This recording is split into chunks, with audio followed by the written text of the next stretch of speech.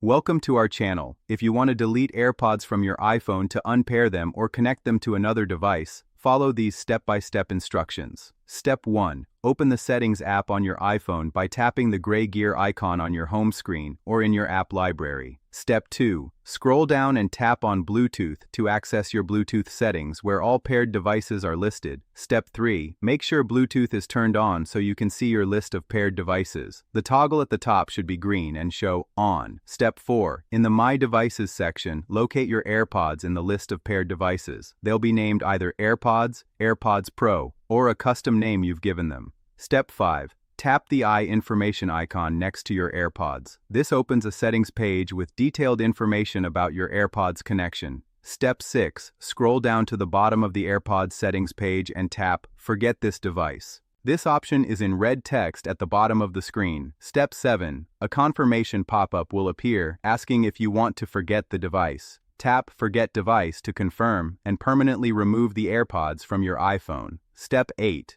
Your AirPods will now be unpaired from your iPhone and removed from your iCloud account on all connected Apple devices. To reconnect them later, put them in pairing mode and follow the initial setup process again. Don't forget to like this video and subscribe to our channel.